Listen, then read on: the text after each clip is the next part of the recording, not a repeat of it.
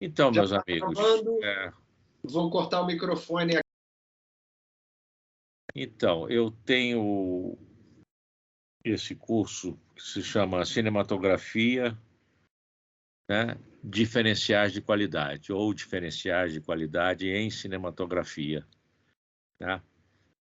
O Afonso, inclusive, me instou já mais de uma vez a eu colocar um título mais direto.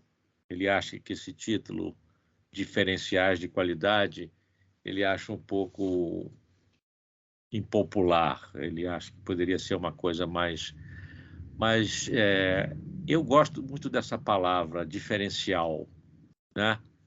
Porque a maioria das pessoas que fazem os meus cursos, elas não são exatamente principiantes, elas já têm alguma experiência na área, ou alguns têm até muita experiência na área, tá?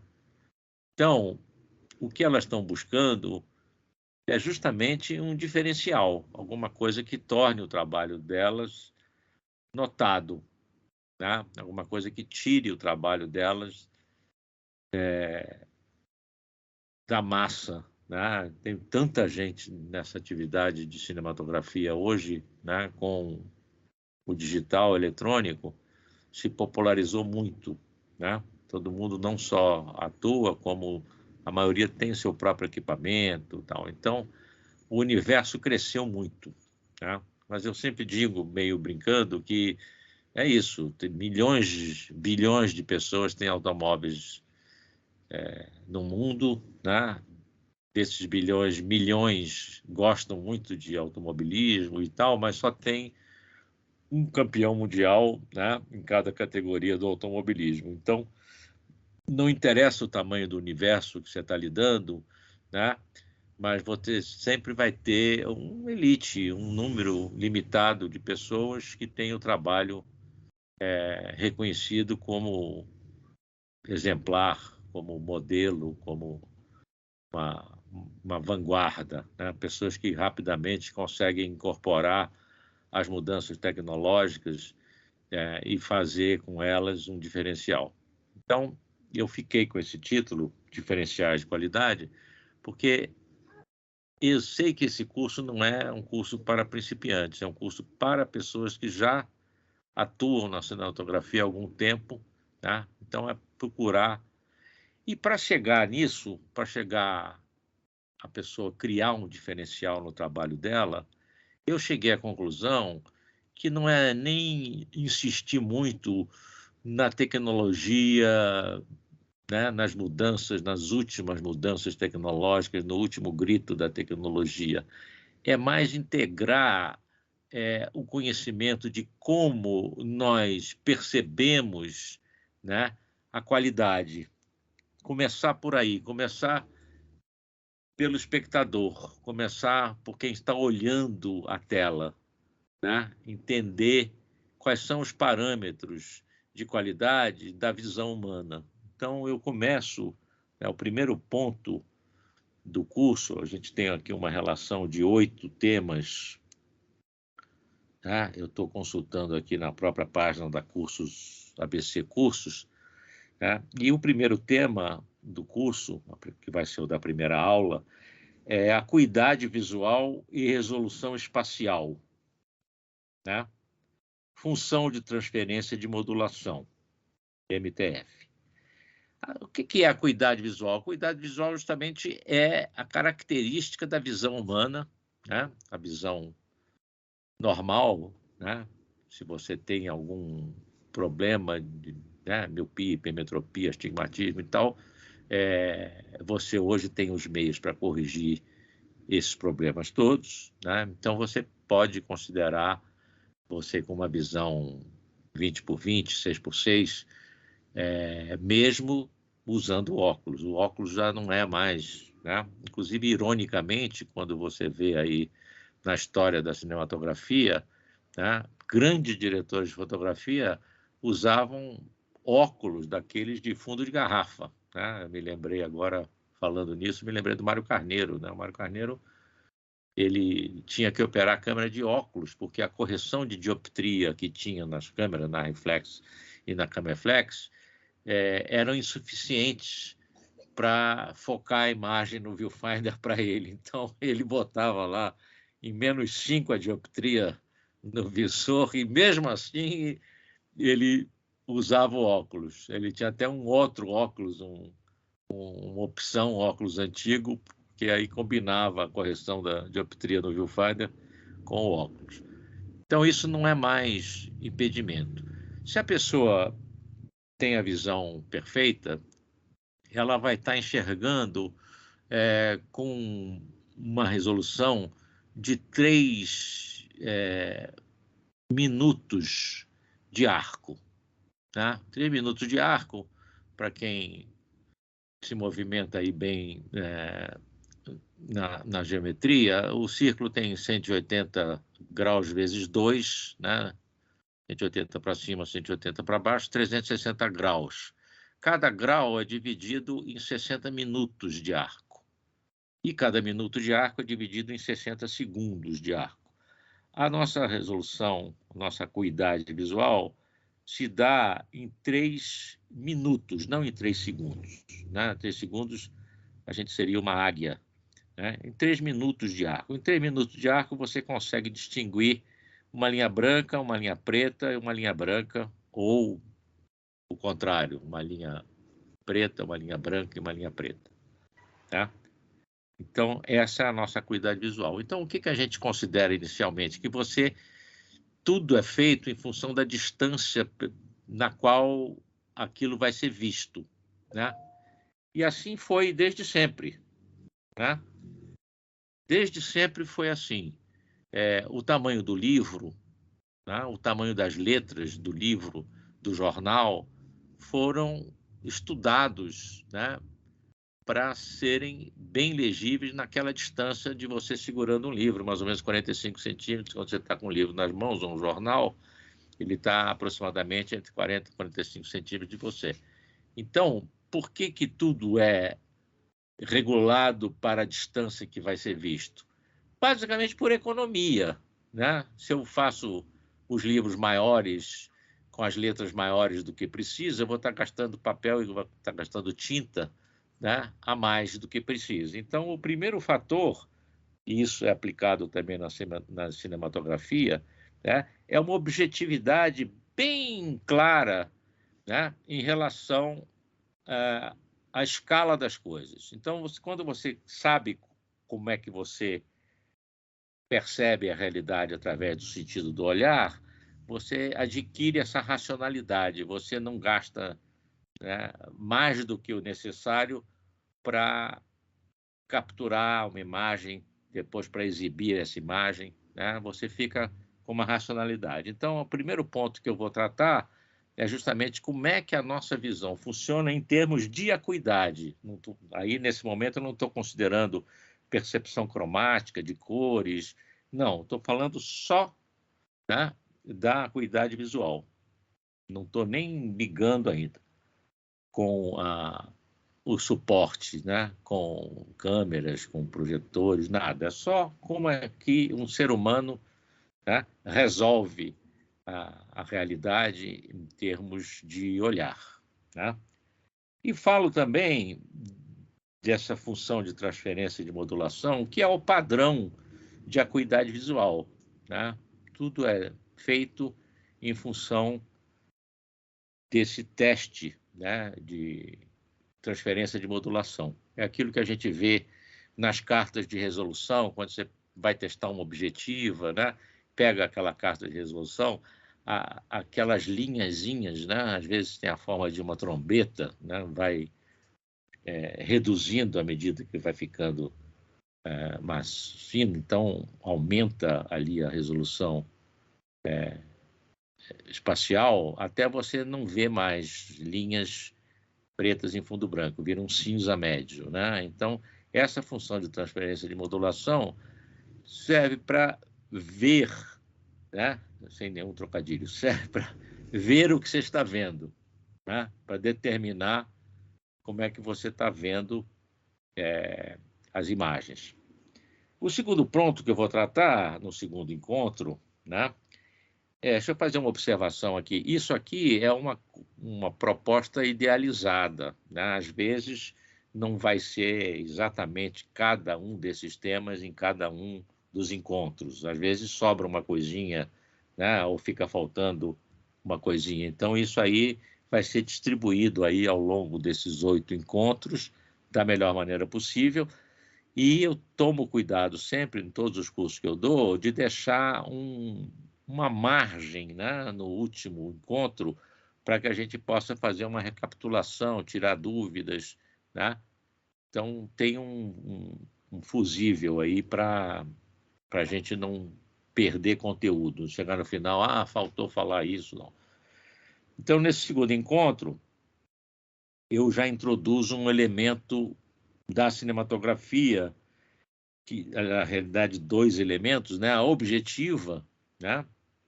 Que é o conjunto de lentes que forma a imagem, no sensor e o sensor. Tá? Então, esse caminho inicial do processo cinematográfico, né? Você tem a cena, você tem a objetiva que forma a imagem, né? Toda objetiva perde alguma coisa da cena, não existe 100% de reprodução de nada, né? Aí a entropia está presente em tudo, aí a gente está sempre perdendo informação. Então, na realidade, o trabalho do fotógrafo é reduzir perdas, né? A gente escolhe a melhor objetiva para não perder muito nessa fase entre a cena e a imagem formada no sensor. A gente vai ter a melhor objetiva para quê? Para não perder informação, né? No sensor, a mesma coisa, né? Você vai procurar um sensor que tenha uma eficiência quântica, ou seja, a capacidade de transformar luz em corrente elétrica alta, né? Uma capacidade alta.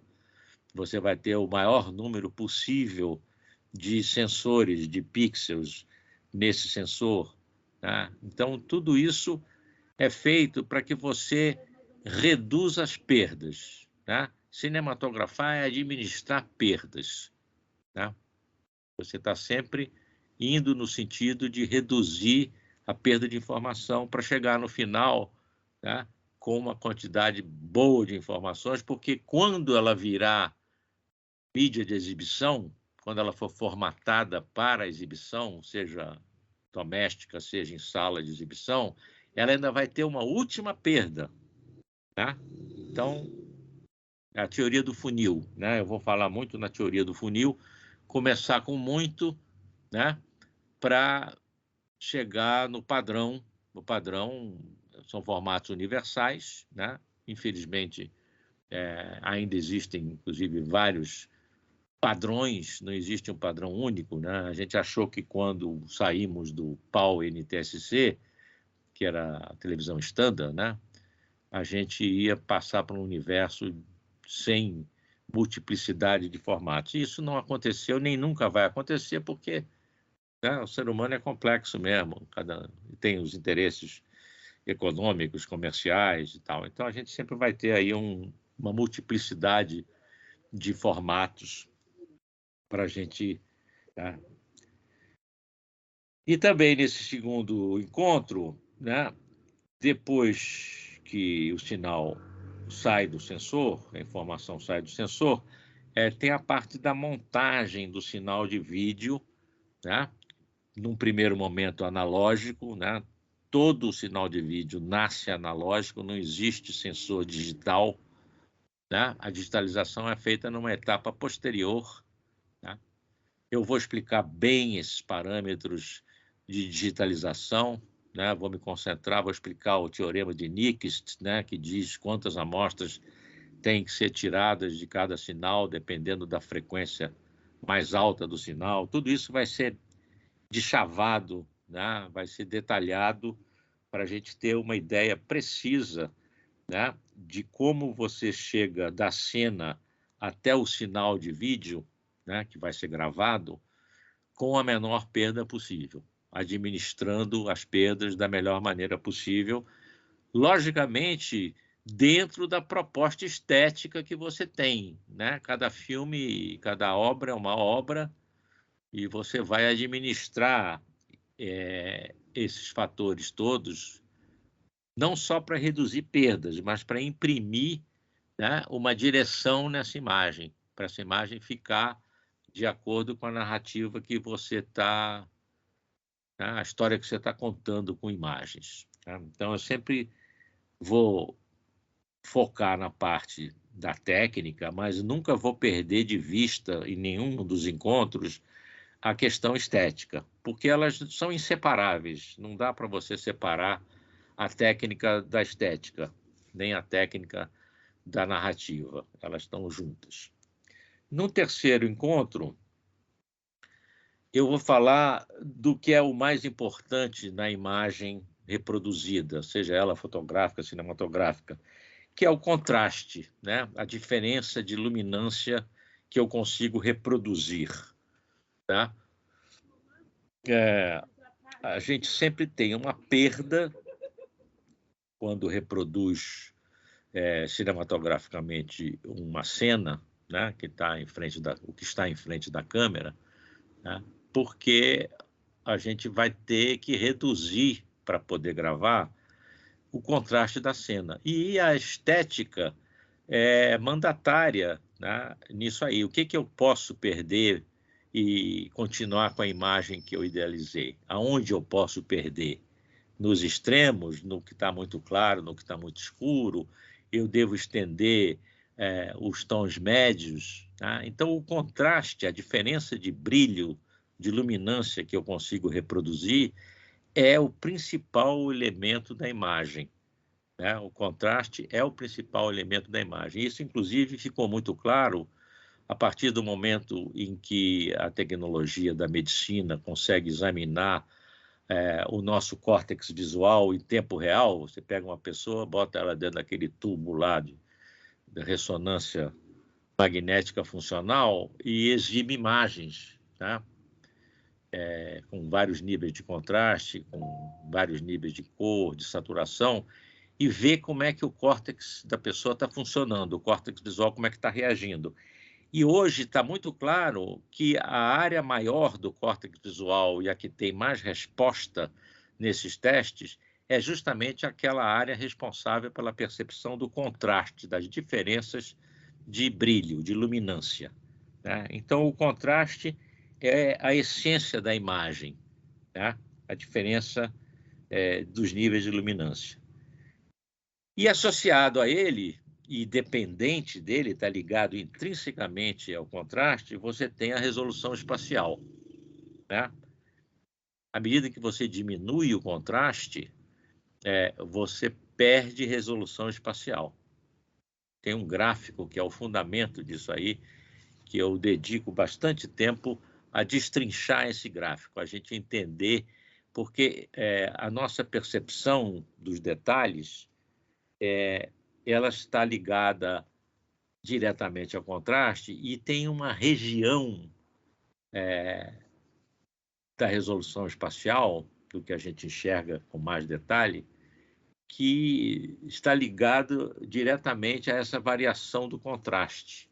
Tá? Então, certas coisas, a nossa visão tem mais facilidade de perceber do que outras, e o contraste é o fundamental nisso aí. Então, eu vou focar nesse terceiro encontro no contraste e na relação do contraste com a resolução espacial, com o detalhe, né? Como é que as duas coisas se relacionam.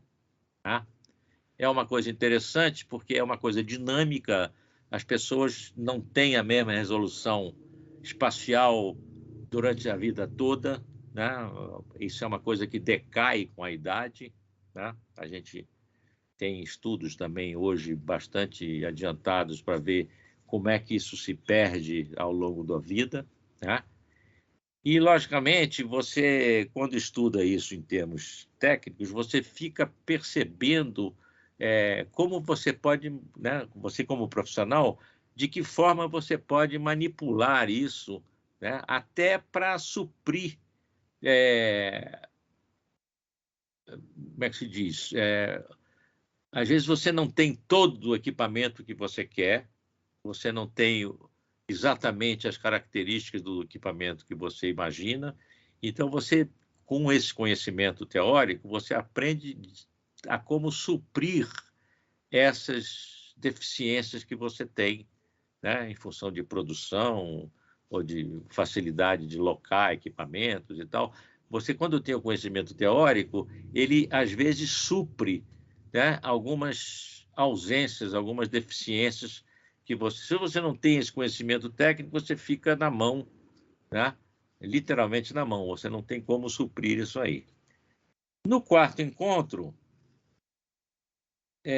a gente vai ver como o contraste da cena cabe na latitude da câmera, né? Eu sempre digo, num tom jocoso, mas não é brincadeira, é uma coisa séria, que o trabalho do fotógrafo, fundamentalmente, é espremer a latitude da cena para caber na latitude da câmera. A gente fica, né, ajeitando, tira um pouquinho de luz dali, bota um pouquinho mais de luz naquela região mais escura, porque não estou vendo o casaco preto ali, não está sendo percebido e é importante para a história.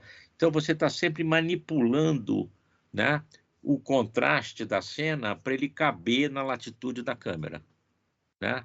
A latitude que em inglês é dynamic range. Inclusive tem uma discussão aí, eu toco nessa questão dos conceitos também, tá? Não adianta ser monoglota em cinematografia, você tem que ter, além da terminologia do nosso querido português, você tem que ter um conhecimento da terminologia da língua inglesa, porque é o que ficou universal, tá? A cinematografia, as publicações técnicas todas, mesmo quando estão em outro idioma, né? Você pegar um documento em alemão, algumas coisas vão estar em inglês, tá? Então você precisa ter essa movimentação. Então, como a gente vai reproduzir o contraste na latitude da câmera, né? E como é que isso vai ser representado no universo do digital, né? Que a gente chama de resolução radiométrica, né? Como é que você está pegando essa informação digitalizada e gravando ela, tá? A questão da profundidade de bits, né? Quantos bits você tem no byte, que é uma coisa, né? Eu comecei, todo mundo que começou no digital, começou com câmeras que gravavam a informação toda num byte de 8 bits. Era 8 bits, né? Com 8 bits, que é uma matemática bem simples, né? Você consegue gravar 2 elevado à oitava potência níveis de luminância, e também das 3 cores primárias, vermelho, verde e azul, né? 2 elevado à oitava potência é 256 níveis, não é muito, né? Então, quando você trabalhava com 8 bits, você tinha uma espécie de escadinha, né? Tanto na luminância como nas cores, você não tinha uma passagem suave de um tom para outro tom, de um nível de luminância para o outro. Era meio, né? Você percebia, a imagem quebrava na realidade, né? As câmeras hoje, as câmeras profissionais, estão gravando num byte de 14 bits, né?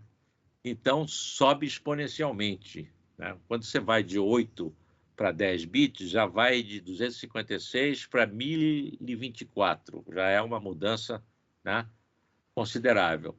Então, se as câmeras hoje estão gravando em 12, em 14 bits, você tem um universo muito maior. Logicamente, nunca vai chegar a suprir a latitude da nossa visão, né? O que é até bom, senão os diretores de fotografia, os cinematógrafos, iam ser todos despedidos, né? O dia que se fizer uma câmera que consiga reproduzir toda a latitude, né, e todo o espaço de cor da realidade, você vai precisar de diretor de fotografia, né? Não precisa regular nada, né? É só acertar a exposição e está feito, né? Então, eu vou dar muita importância a essa questão da resolução radiométrica e da profundidade de bit, porque é onde você perde mais, né? É o momento em que você pode jogar fora toda a informação que você conseguiu defender, preservar, usando ótimas objetivas, um sensor muito bom, um processamento maravilhoso, você pode jogar isso tudo fora, né? Quando você for gravar essa informação, se você estiver usando um byte de 8, de 10 bits, né? Então, eu vou ressaltar muito isso. No quinto encontro, eu vou falar de cor, né? Você vai dizer, mas só no quinto encontro você vai falar de cor? Não, a gente fala, né, da cor o tempo todo, mas eu vou aprofundar o estudo da cor na cinematografia e os diferenciais, né, nesse encontro, porque aí eu vou considerar, tá, exatamente os dois universos, o universo da luz, que você lança sobre a sua cena, né, e o que é refletido pela cena. Então, o fotógrafo está sempre se movendo em dois mundos, né? O mundo da luz, né? da luz incidente, né? Em cima dos objetos, das coisas, das pessoas, e o que volta, né? O que é captado, né? É a luz que volta, não é a luz que vai. Mas você tem que considerar a fonte de luz, dependendo da característica espectral da fonte de luz, você vai ter um resultado totalmente diferente de você estiver usando um outro tipo de luz com outro espectro, tá? Então, nós vamos falar de luz, aditivo e pigmento subtrativo, vamos falar do espaço de cor nosso, da nossa visão, e os espaços de cor dos formatos da imagem digital, da imagem cinematográfica digital, né? Vamos fazer comparações, vamos investigar de que maneira houve essa evolução dos espaços de cor, né? Os espaços de cor estão sempre se modificando, né? Quando houve essa passagem para a resolução de 4K, junto com o aumento da resolução, houve um novo espaço de cor, né? Que é o nome técnico, é ITU 2020, né? 2020. Que é um espaço de cor muito maior, né? E hoje já tem, com resoluções mais altas, com 8K, por exemplo, você já tem espaços de cor maiores ainda, né? Você já tem, inclusive, alguns espaços de cor que excedem o que a gente enxerga. É uma coisa meio paradoxal, né? Você tem algumas regiões do espectro, principalmente no verde, no meio do espectro, em que você tem câmeras que capturam cores, em termos de hue e de saturação, que a gente nem vê, né? Então, a gente está fazendo aí cinema para águia, para aves de rapina, porque a gente não consegue nem ver o que está sendo captado. A gente está fora do nosso espaço de cor, né? Então, eu vou abordar o que nós vemos, o que a câmera vê, né? E de que forma isso está progredindo, de que forma, né? E de que forma você pode selecionar, né? Em função da sua narrativa visual que você está querendo imprimir naquele trabalho, de que forma você vai modular, né? A cor dentro da limitação do equipamento que você está usando, né? Para obter o melhor resultado, para ter a menor perda possível. No sexto encontro, a gente vai falar de resolução temporal, né? Quantos quadros por segundo você está capturando a cena. Isso é uma área que ficou muito tempo esquecida do desenvolvimento tecnológico, né? A gente ficou durante décadas trabalhando a 24 quadros para a sala de cinema e a 30 quadros para a imagem eletrônica, né? E agora isso está começando a mudar. Você já tem aí exibição a 48 quadros, já tem exibição a 60 quadros, captura, né? Isso é uma coisa interessante, porque a indústria do videogame, que fatura muito mais do que a indústria cinematográfica, foi quem deu um avanço nessa área da resolução temporal, né? Para dar conta de tanta informação que tem nos videogames, eles tiveram por bem que aumentar a resolução temporal, aumentar o número de quadros por segundo para dar conta de tanta coisa que acontecia, né? Para acompanhar a narrativa do jogo. Mas isso está chegando agora, finalmente, ao cinema. A gente está se livrando dessa dupla 24 e 30 quadros por segundo e acessando novos horizontes, né? Novos padrões. Então, eu vou abordar o estado atual, né? A gente produz, basicamente, para exibição em 24 na sala e a 30 nas mídias domésticas, mas a gente já tem uma perspectiva de mudança e, em alguns casos, a gente já está usando cadências mais altas. No 7º encontro, eu vou falar de codec, né, que são os pacotes de gravação e de reprodução, né? Eu digo que são pacotes porque você sempre tem um formato que envolve um contenedor, né? um invólucro, né? E aí dentro você tem uma série de... no fundo, essa parte aí é uma parte que a engenharia de vídeo tem se dedicado muito, é uma área que tem grandes avanços, né? Toda hora aparece um codec novo, por exemplo, até na câmera do telefone celular, né? Que você pensava que ia ficar mais tempo no H264, de repente agora todas elas têm a opção do H265, que é um codec mais avançado, né? O H265 é uma coisa meio paradoxal, né? Ele tem muito menos peso, né? O tamanho do arquivo é muito menor do que o antecessor, o 264, e a qualidade é melhor. Então é uma coisa meio paradoxal, como é que você consegue melhorar a qualidade diminuindo a quantidade de informação, né? Mas é isso, é tecnologia, né? Compressão é basicamente matemática, não é nem muita engenharia, não. É mais algoritmo, mais a proposta de novos algoritmos, mas isso está mudando, tá? Então, essa diferença entre o material que você captura toda a informação, que a gente chama de RAW, né? O material cru, né? E o que a gente captura através de codecs, essa diferença vem diminuindo. Tá? Antigamente era muito grande a diferença entre o material capturado na íntegra, toda a informação de luminância e de crominância, o material RAW, e o material capturado em codec. E hoje essa diferença vem diminuindo, né? A ponto de a gente, para alguns trabalhos, dependendo da mídia final de exibição, nem precisar mais capturar tudo em RAW. Né? Dependendo da plataforma que vai ser exibido, né? Você pode já capturar com um codec, né? Pouco comprimido ou com uma compressão eficiente, sem ter muita perda na informação final. Então, eu vou abordar isso no estado da arte, né?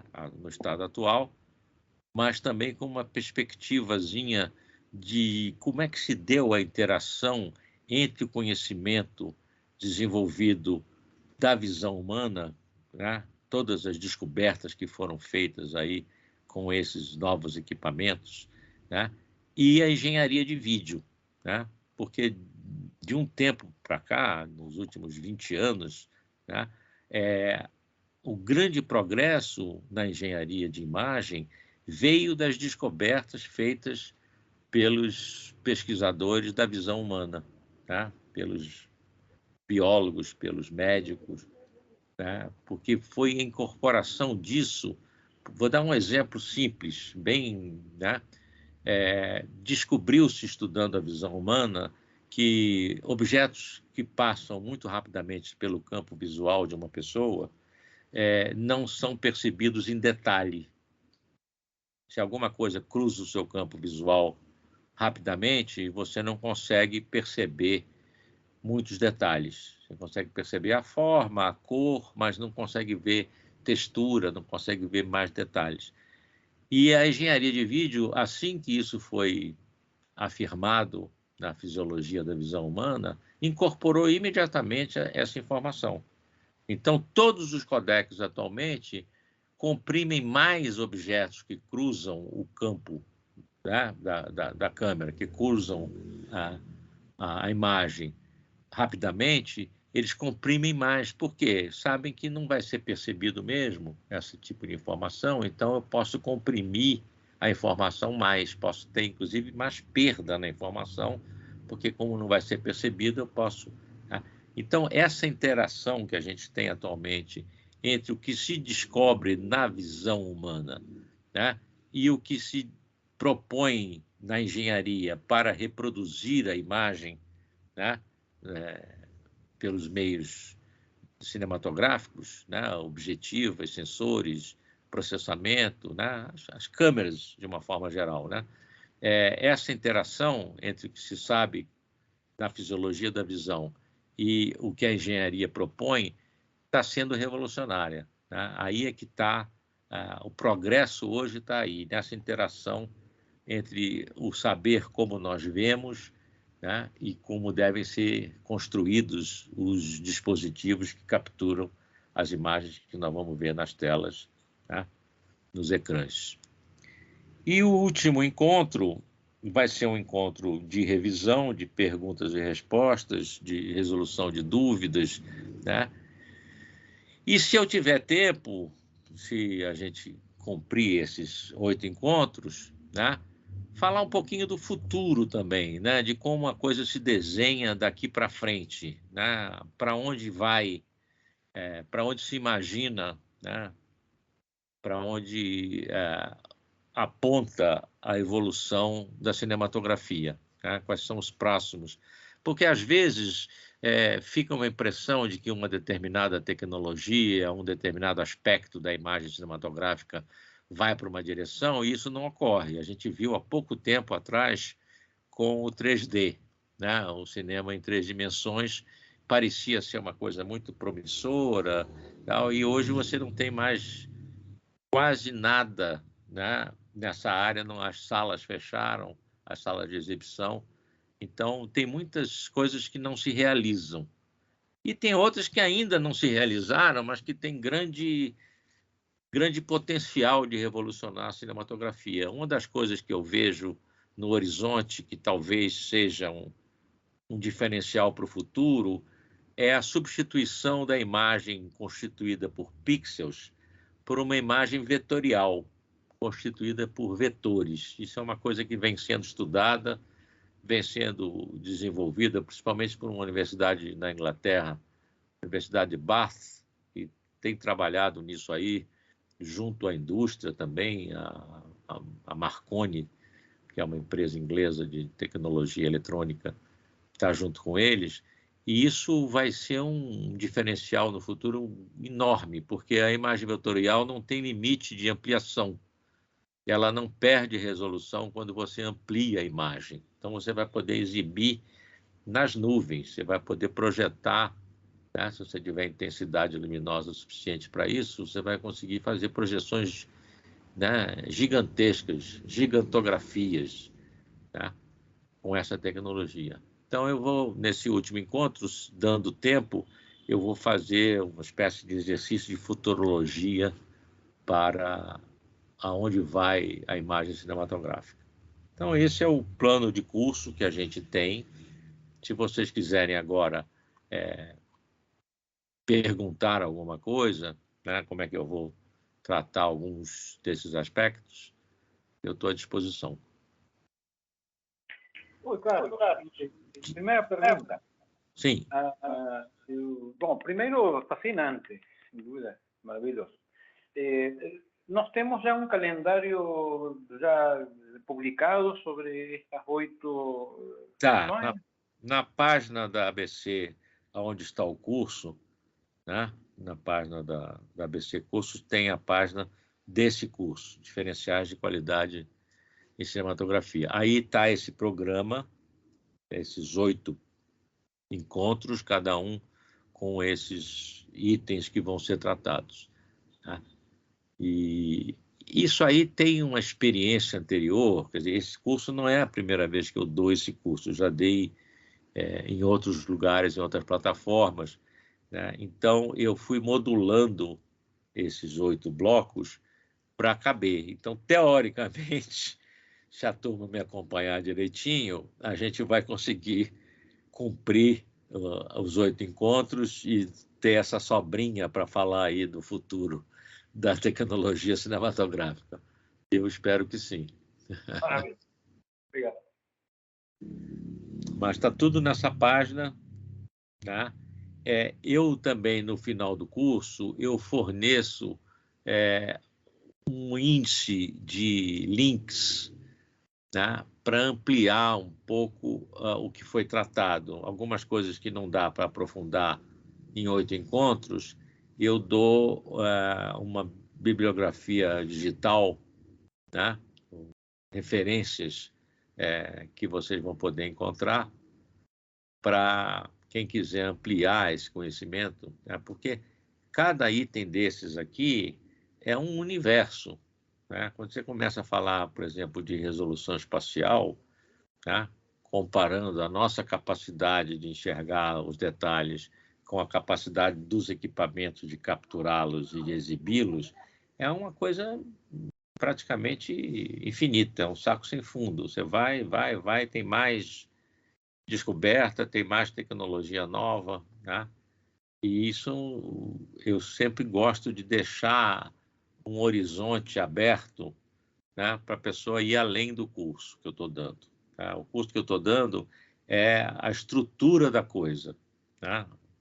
Como você vai conseguir criar diferenciais no seu trabalho como cinematógrafo, né, a partir dessas informações que eu estou passando para você, né? Mas tem mais coisa, então eu sempre forneço um índice ao final para quem quiser ir além dos tópicos abordados no curso, ter esse caminho.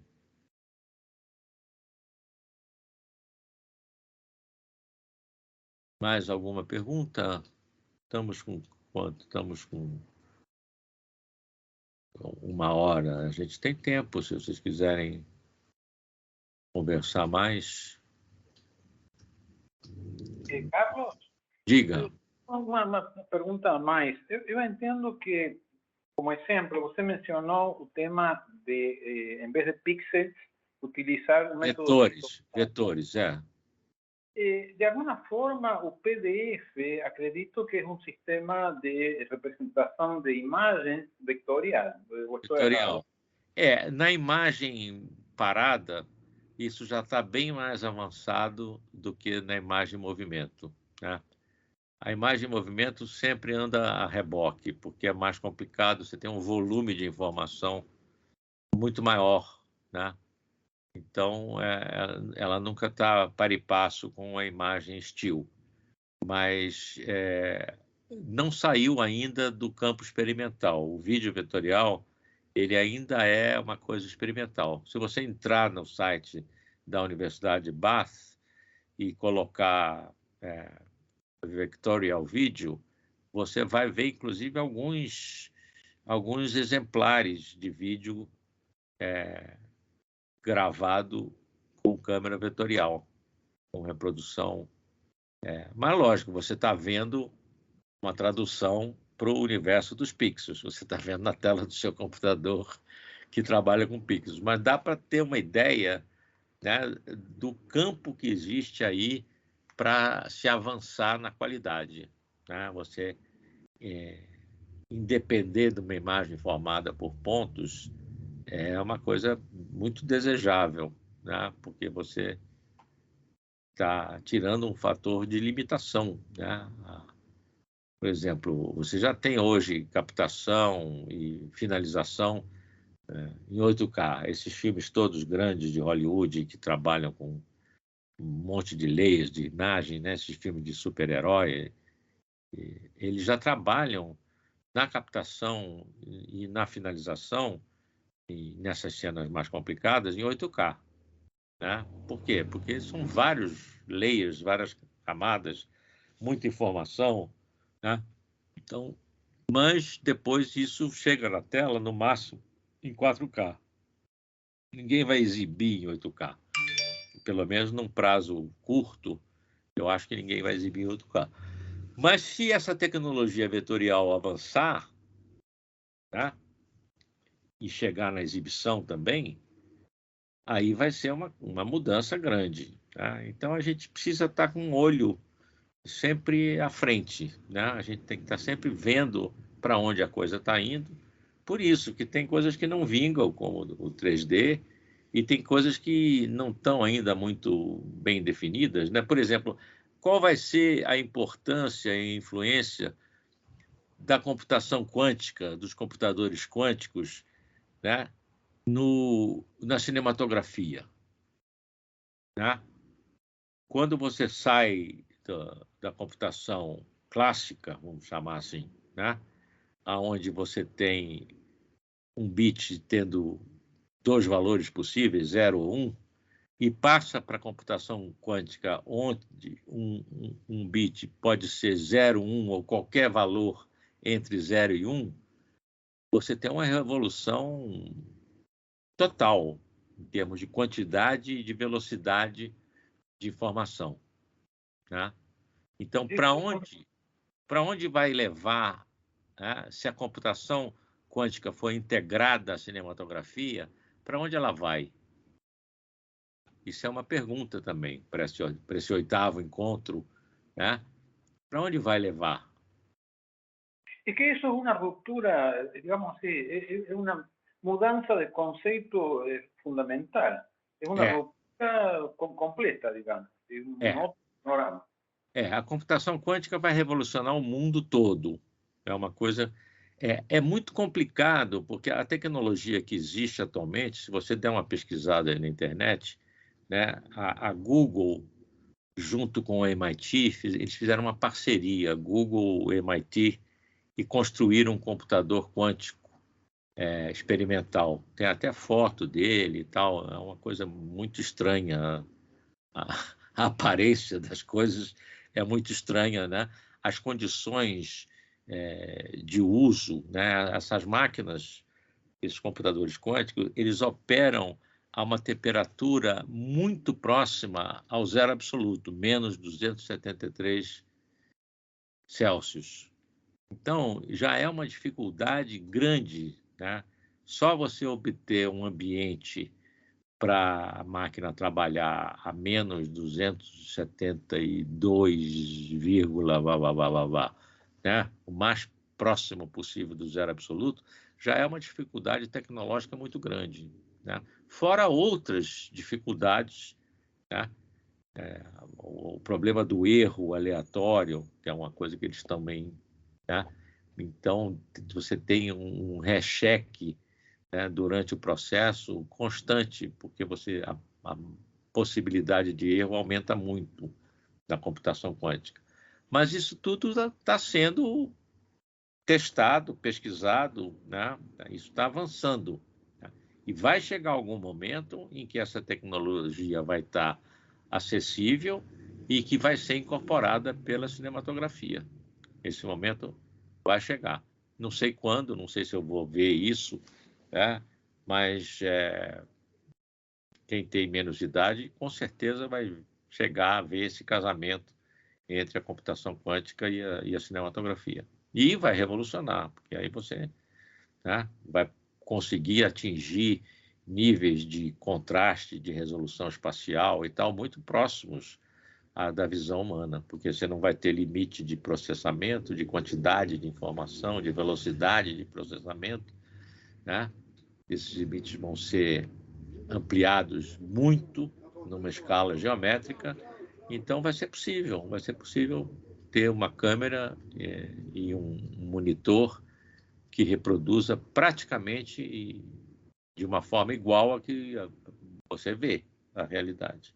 Né? Agora, a pergunta é, será que isso é desejável? Isso também é uma outra questão que a gente precisa conversar, né? Porque há umas experiências muito interessantes. Tem um tecnólogo nos Estados Unidos, um cara chamado Douglas Trumbull, ele foi especialista de efeitos especiais do filme 2001, do Kubrick. E depois ele desenvolveu um cinema que captava e projetava imagens em película 70mm a 60 quadros. Ele capturava e exibia 60 quadros. Tá? Então, era uma imagem hiperrealista.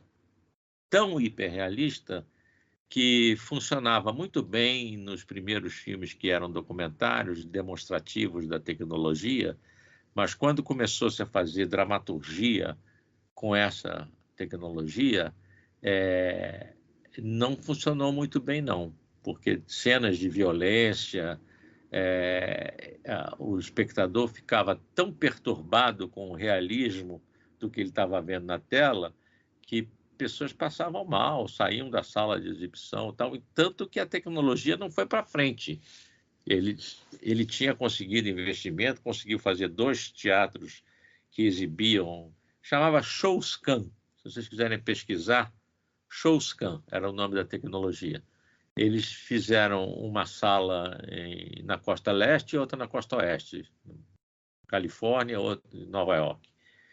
E no começo parecia que ia funcionar muito bem, mas depois, quando eles começaram a fazer longa-metragem, dramaturgia, não funcionava bem. Então, essa coisa do véu no meio, né? O véu diáfano da fantasia, que não dá tanto realismo nas imagens, parece que é desejável, parece que tem aí um limite, né? Entre aquilo que você considera a verdade e o que você vê na tela. Aqui tem uma defasagenzinha, você se tenha a mesma impressão, né, de você estar vendo aquilo ao vivo na tela, parece que não é tão interessante assim. Mas é uma questão a ser discutida, inclusive porque tem uma coisa geracional aí. Por exemplo, eu, com a minha educação cinematográfica, de ver imagens em movimento em telas, em dispositivos, certo? Não consigo acompanhar bem videogame. A velocidade do videogame, a interação do jogador com o jogo é uma coisa, para mim, complicada. Né? É um timing, né? E a garotada não está nem aí, eles estão... Né? Então, tem até isso, tem o desenvolvimento também do espectador. Né? Tem um estudo muito interessante feito pelo Jean-Claude Carrière, aquele roteirista francês que trabalhou com Buñuel, trabalhou com grandes cineastas.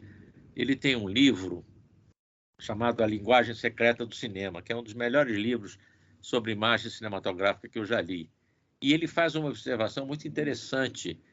A presença do ator na câmera, ele analisa como ela foi aumentando ao longo dos anos. Então, ele diz, na década de 20, 30, no close, o ator olhava mais ou menos a 1 metro da objetiva, fora da objetiva. Né? E à medida que os anos foram passando, as décadas foram passando, cada vez ele foi olhando mais próximo da objetiva, e hoje os atores, no close, eles estão olhando para a borda da objetiva. Tá? Quer dizer, o limite máximo.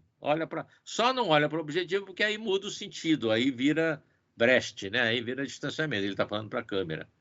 Né? Não está falando com outro personagem, ele está falando com a câmera. Mas esse tipo de evolução da linguagem cinematográfica, que está apoiado sempre na tecnologia, toda vez que muda a técnica, a tecnologia do cinema, a linguagem muda. Né? Eu mesmo, no meu período de vida, acompanhei aí os equipamentos mais portáteis, o Nagra, né? As câmeras, as Eclair, tal, que permitiram um tipo de cinema que uma geração anterior à minha não teve essa experiência. As câmeras eram muito pesadas, as câmeras, para você botar no ombro, né? Você imagina você botar uma Mitchell no ombro, uma Super Parvo no ombro, não fazia sentido. Né? Então, foi a partir da modificação dos equipamentos, em termos de não só de peso e de portabilidade, não, de qualidade também, que a linguagem mudou. Passou-se a se rodar em locação, em vez de rodar em estúdio, né? Então, essa relação entre o desenvolvimento da técnica, da tecnologia cinematográfica e a mudança na linguagem é muito interessante, é um aspecto. Eu vou tratar tangencialmente nesse curso, mas eu sempre dou exemplos, eu sempre mostro, né, algumas situações em que, se não for aquele equipamento, aquele plano não existiria, né? E, lógico, tem os modismos. Por exemplo, hoje não existe um filme que você veja na televisão ou na sala de cinema que não tenha um monte de planos feitos com drone, né? Eu não vejo uma panorâmica na estrada de um carro passando há alguns anos já. Há uns 2 anos que eu não vejo mais esse plano, que era um plano, né, clássico da narrativa, né? O cara estava indo de Los Angeles para Nova York e tinha um plano da estrada com uma panorâmica da esquerda para a direita, né? Porque você, olhando para o mapa dos Estados Unidos de frente, Los Angeles está à esquerda, Nova York está à direita. Então, é uma convenção do cinema americano, né? Toda vez que o avião, a mesma coisa, toda vez que você vê um avião voando da esquerda para a direita, ele está indo da costa oeste para a costa leste e vice-versa, né? Então, esse tipo de convenção da linguagem cinematográfica, né, ele também vai ser modificado com a evolução da tecnologia. A gente vai ter outros paradigmas aí que vão surgir, né? E eu trato disso, né, com exemplos, porque aí que tá, é um curso de 8 encontros, né? A gente tem uma limitação de tempo aí, mas também depende muito da interatividade com os alunos, sabe? É uma coisa que, para mim, é fundamental, o feedback, né? Como é que as pessoas estão percebendo aquilo que está sendo exposto e como é que elas estão reagindo àquilo. Então, depende muito, o andamento e o aprofundamento depende muito dessa interação entre professor e alunos. Mais alguma pergunta? Maria, não tem nenhuma pergunta, Maria. É uma esfinge.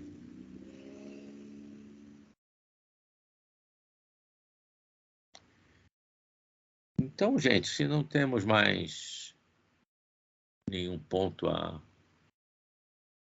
gente também já está quase chegando, a gravação já está em 1h44, tá? Então, olha, quem puder ajudar na divulgação do curso, eu agradeço. Tem vários materiais aí na própria internet, tá? Eu agradeço. A gente está fazendo um esforço aí para viabilizar esse curso.